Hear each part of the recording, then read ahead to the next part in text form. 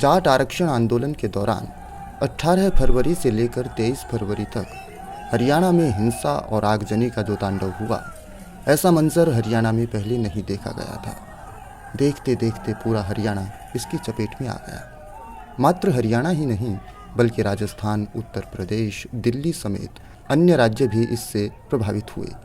आंदोलनकारियों ने रेल और सड़क यातायात पूरी तरह से बाधित कर दिया और हरियाणा दूसरे सभी राज्यों से पूरी तरह कट गया। जीटी रोड और अन्य नेशनल हाईवे जाम होने की वजह से दूसरे राज्यों का आवागमन भी बाधित हुआ। 1100 से ज़्यादा ट्रेनों को या तो कैंसिल करना पड़ा या रूट बदले गए। आलम यह था कि सेना को भी रास्ता नहीं मिला और सेना को हेलीकॉप्टर्स की मदद से घटनास्थल पर उतारा गया। इस बार उपद्रवियों का केंद्र रोहतक था। रोहतक समेत झज्जर, सोनीपत, जींद, भिवानी, हिसार, कैथल, पानीपत आदि जिले बुरी तरह आगजनी और हिंसा का शिकार हुए। 8 जिलों में कर्फ्यू लगाना पड़ा। गजब की बात यह है कि आगजनी और हिंसा की ज़्यादातर घटनाएं कर्फ्यू के दौरान हुई। लोग दहशत के माहौल में घरों में कैद हो गए और उपद्रवी शहर को जलाते रहे।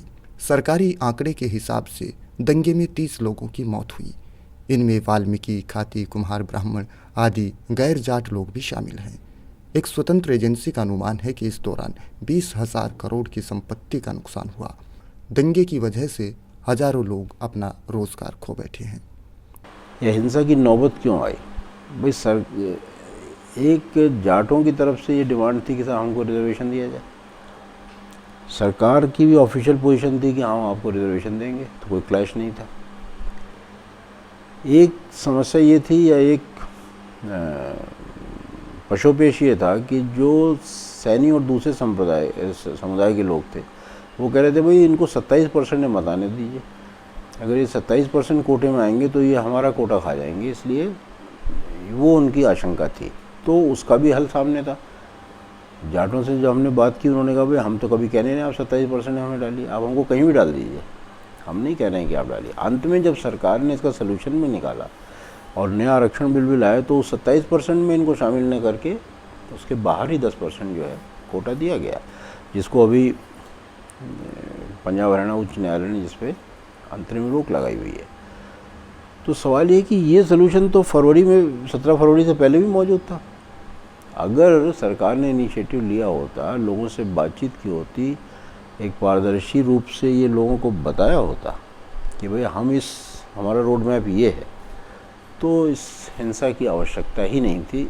हम तो ये कहते हैं कि ये हिंसा जो है, इसको एक तरीके से ढील दी गई, चीज़ों को बहने दिया गया, लोगों की भावनाओं को उभरने दिया गया, और अंत में जब वो हिंसा हुई है तो वो किसी के काबू में नहीं रही। और उस समय जो है प्रशासन और शासन अपना हाथ छोड़ करके खड़े हो गए, लोग उनके रहमो करम पे हो गए। ये पक्ष भी था जिसने कि हिंसा को बढ़ाया, वो ये था कि एक बिल्कुल सिविलियन सिचुएशन को बजाय सिविलियन तरीके से डील करने के आप सडनली जो है बहुत बड़ी मात्रा में सेना को आपने उतार दिया, और सेना को आपने जो है बिल्कुल लोगों के बीच में, बाज़ार में, चौराहों पे उतार दिया। सेना का तो कोई ट्रेनिंग होता नहीं है कानून व्यवस्था को डील करने का, लोगों के अनलॉफुल असेंबली को डील करने का। उनके पास कोई डंडा तो होता नहीं, उनके पास तो बड़े बड़े हथियार होते हैं, ऑटोमेटिक वेपन होते हैं।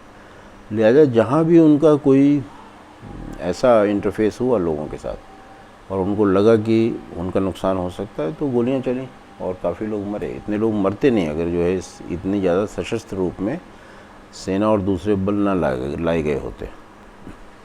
आयोग का ये मानना है। आयोग का ये भी मानना है कि एक बहुत बड़ी रणनीतिक भूल थी जो आपने इतनी बड़ी संख्या में लोगों को शहरों में आने दिया और उनको बैठने दिया। इसने भी एक खामखा का तनाव जो है शहरवासियों में और जो आंदोलनकारी थे उनके बीच में पैदा किया।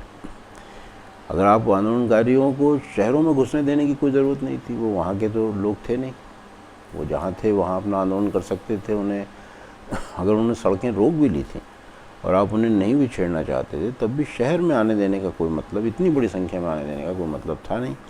और जगह जगह लोगों ने बताया कि शुरुआत में मुश्किल से 70-80-100 लोग जो है वो शहरों में आते थे, लोगों को धमकाते थे और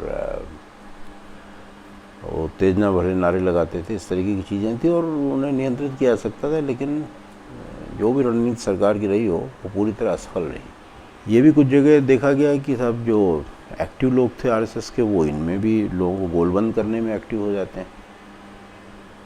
कुछ प्रोवोकेटिव भाषण से महम में एक पदाधिकारी सामने आते हैं जिन्होंने लोगों को एड्रेस किया और बड़ा प्रोवोकेटिव भाषण दिया।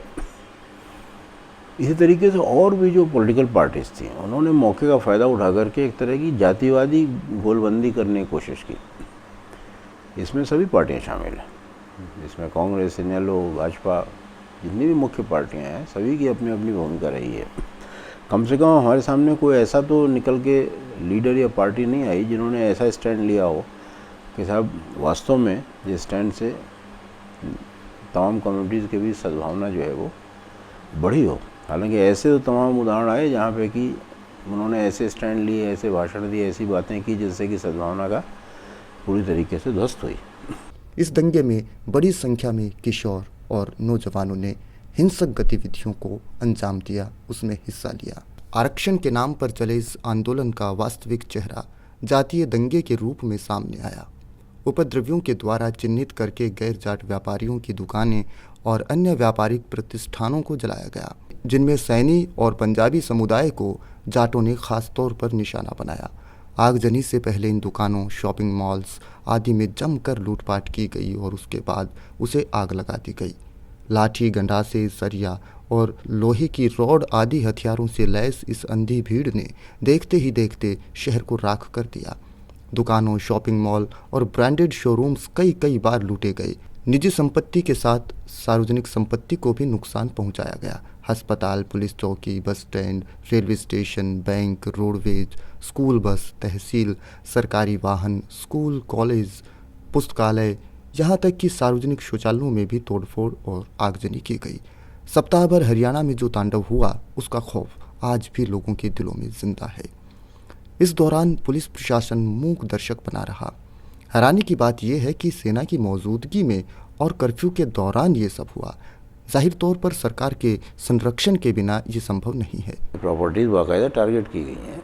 हमने तो देखा कई जगह कि भाई एक कम्युनिटी की प्रॉपर्टी पर अटैक हुआ, दूसरे को छोड़ दिया गया है, इस तरीके की चीज़ें हुई। एक स्कूल में तो बाकायदा हमने देख पाया था कि 2 कॉन्ट्रैक्टर थे, एक जाट थे, एक नॉन जाट थे, और वहाँ पे आने से पूर्व जो भीड़ है उसने जाट कॉन्ट्रैक्टर को नोटिस दिया और वो अपनी बसें निकाल के ले गए, और फिर वो भीड़ आती और दूसरे कॉन्ट्रैक्टर की बसें जला देती। इस तरह की घटनाएं हुई हैं। मुआवजे में आपने क्वेश्चन करना शुरू कर दिया। अब तमाम पीड़ित लोग हैं, उनका जो मुआवजा है वो आपको क्लेम कर रहे हैं। आप उनसे कहते हैं आप इनकम टैक्स का सर्टिफिकेट लाइए, आप जो है अपना वैट का लाइए, आप अपने डिज़ाइन दिखाइए, आप अपना कैसे बनाया था वो पुरानी रसीदें लाइए। ये क्या मूर्खता है भाई। आपको प्राइमा फेसा ही जो वो दावा कर रहे हैं उसको आप सही मानिए, और आप अगर किसी तरीके से उनको गलत सिद्ध कर सकते हैं तो करिए। आप कुछ तो एक स्टैंड बनाते हैं कि आप जो दावा करेंगे, ठीक है 50% तो आप अभी ले लीजिए, और मैं अगर 15-20 दिन में आपके दावे को गलत नहीं सिद्ध कर सकता तो और लीजिए आप 40%। आप कुछ तो मतलब कोई एक स्टैंड बनाते। अब जो इन्फ्लुएंशियल लोग थे, हमें बताया गया कहीं राम रहीम का फ़ोन आ गया तो उनको तो आपने फटाफट हरजाना दे दिया, कहीं मंत्री इन्वॉल्व थे तो उनको तो आपने फटाफट हरजाना दे दिया। लेकिन जो आम आदमी था, जो आम दुकानदार था, जो आम घर में लोग थे, उनसे जो है वो आप तरह तरह के वैलिडेशन चाहते हैं। कहाँ से लाएंगे वैलिडेशन? तो इस तरीके से ये जो इसी तरीके से जो लोग मरे हैं उसमें आपने भेदभाव किया कि भाई ये तो पुलिस की गोली से मरे हैं इसलिए ये जो है वो मुआवजे के हकदार नहीं है। मुआवजा तो परिवार को दिया जाता है ना। आप या तो सिद्ध करिए कि भाई ये आदमी जो है वो अटैक कर रहा था, ये आदमी जो है आग लगा रहा था और उस समय किसी को मारा गया। तो ज़्यादातर मामलों में मुआवजा दिया जाना चाहिए था। कुछ एक मामले ऐसे एक्सट्रीम हो सकते हैं, उनमें आप मुआवजा ना दीजिए, लेकिन उसमें आप बताइए मैं क्यों नहीं मुआवजा दे रहा हूँ। आप बताइए साहब ये रोल है इनका, पर्टिकुलर आदमी का ये रोल है इसलिए नहीं दे रहा हूँ, बाकी सबको अब तक दे देना चाहिए था। वो भी सारे पेंडिंग पड़े हुए हैं। इस दौरान औरतों के साथ बदसलूकी की घटनाएं भी हुई। मुरथल में 10 गैंगरेप की खबर दैनिक ट्रिब्यून अखबार ने छापी। कुछ चश्मदीद ट्रक ड्राइवर भी सामने आए। घटनास्थल पर पड़े महिलाओं के कपड़ों का दृश्य लगातार टीवी पर चलता रहा। एक ऑस्ट्रेलिया निवासी महिला ने सोशल मीडिया पर पत्र डाला जिसमें उसने अपने साथ बलात्कार की बात कही। फरीदाबाद से एक और पत्र जांच एजेंसी को पोस्ट किया गया जिसमें एक छात्रा ने कहा है कि उसके साथ जीटी रोड पर रेप किया गया, परंतु हरियाणा सरकार ने केंद्र को सौंपी गई रिपोर्ट में कहा है कि रेप की कोई घटना नहीं हुई है। गौरतलब है कि जीटी रोड पर बड़ी संख्या में लोग फंसे हुए थे। इनमें बच्चे और महिलाएं भी थीं। ये भी सुनने में आया है कि इन फंसे हुए लोगों को कहा जाता कि आप सड़क के रास्ते पैदल मत जाओ, बल्कि खेतों की तरफ से जाओ, और बाद में खेतों में औरतों के साथ बदसलूकी की जाती। मूर्ति वाले केस में अफवाहें भी बहुत सी हैं और सच्चाइयाँ भी कई।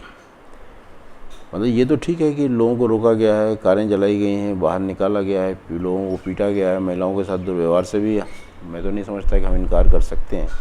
लेकिन बाय डिज़ाइन कोई गैंग रेप हुआ हो है, बाय डिज़ाइन ऐसा कोई हमारे सामने कोई बातचीत तो आई नहीं। मगर अभी एक दो नाम मुझे और मिले हैं उसके बाद, आयोग के बाद मैं उनसे बात करूंगा।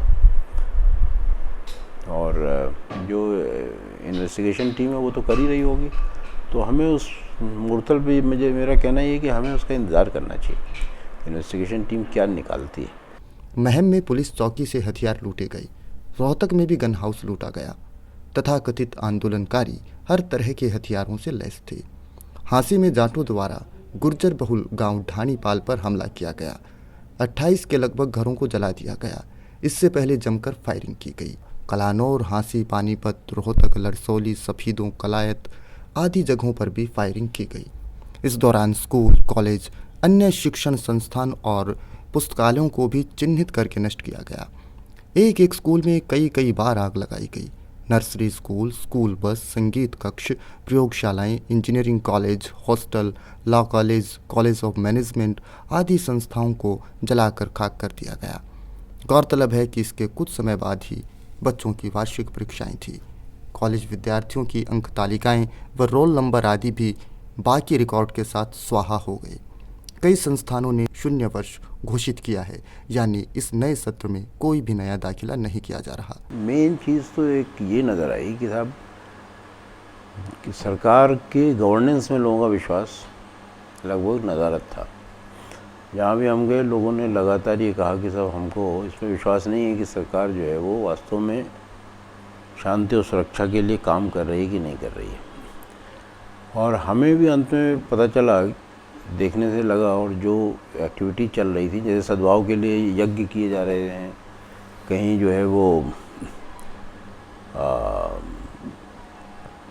और भी भड़काऊ भाषण दिए जा रहे हैं वगैरह वगैरह, इस तरह की जो तमाम चीज़ें चल रही थी, उससे लगा कि पता नहीं सरकार का जो मेंटल मेकअप है वो इधर पूरी तरह गियर्ड भी है कि नहीं गियर्ड है।